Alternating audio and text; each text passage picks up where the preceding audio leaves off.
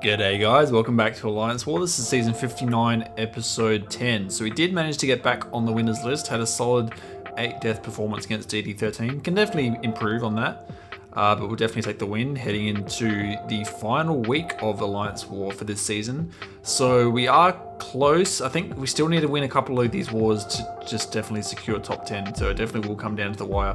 Our opponent is XK9, Consistent Masters Alliance, so we definitely got our work cut out for us today. It's not going to be an easy road to top 10, that's for sure. Our team today is our 7-star rank for Deathless Thanos, our 7-star rank for Spider-Woman, and our 7-star rank 1 White Magneto. So we are on WAG's duty this war. We only have the 4 fights. No mini bosses, just the path fights for today. So pretty chill war for us all in all. However, I am taking first up a fight that I haven't taken before with Thanos. So it's a path, so it's a node 3 Red Skull. And the way the node reads is that whenever you make contact with the opponent, you get bleeds based on how many armor ups the defender has. However, it doesn't really trigger on blocked hits. So we are going to be taking some power drain damage here. Which is why I'm taking it starting with a combat regen boost. But once we hit him down and get rid of all his armor ups, that actually is all done and dusted. So we can apply the armor shadow with that heavy attack, and he's not going to get an armor up buff for the rest of the fight. If we can constantly trigger our counter punch here to pause the armor shatters, and of course our furies as well, that will go a long way to doing this fight really cleanly. You do have to just start it really well though. If he's blocking in and dashes back and you hit him, that's just 5 bleeds straight away. So you definitely got to be very careful in this fight. It can go pear-shaped very, very quickly. But we went pretty cleanly on this occasion.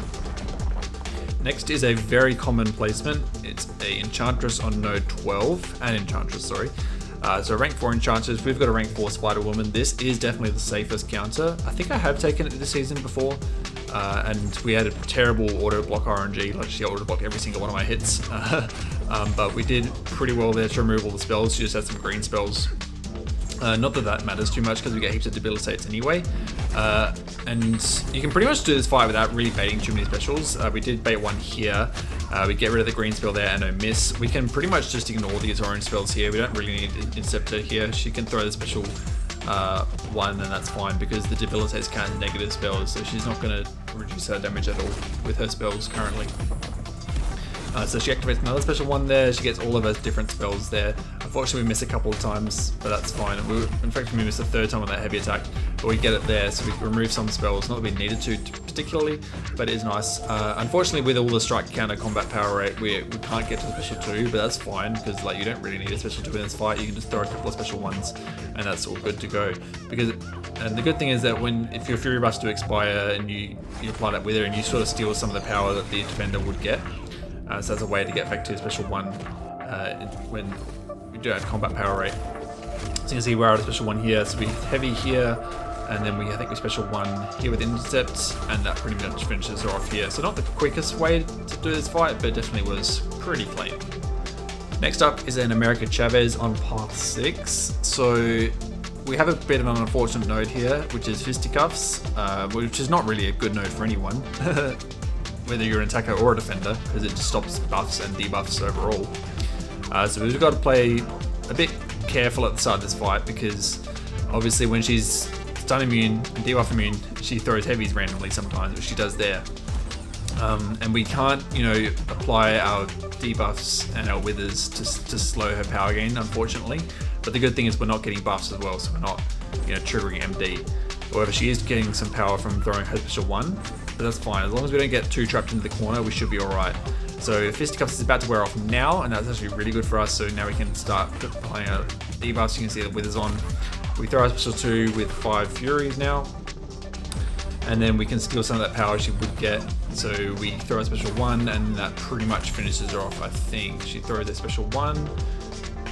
If she does throw a special 2, we can sort of dex it and evade it with the Sig ability, but I didn't want to risk that. Next up is a pretty good placement actually. It's a shocker. So you normally see someone with a tricky to dodge special 2 because it's conflictor, but also prowess puncture. So that if you repeat an action, they'll get prowess impact, and then they'll do a lot of damage through your block. Using Thanos for shocker here.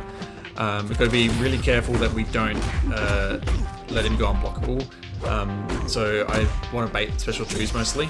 However, with the impact, you can see that's doing a lot of damage to our block, so I wanted to be careful about triggering the impact. Unfortunately, he did auto block my special 1 there, so we didn't get the Furies, unfortunately.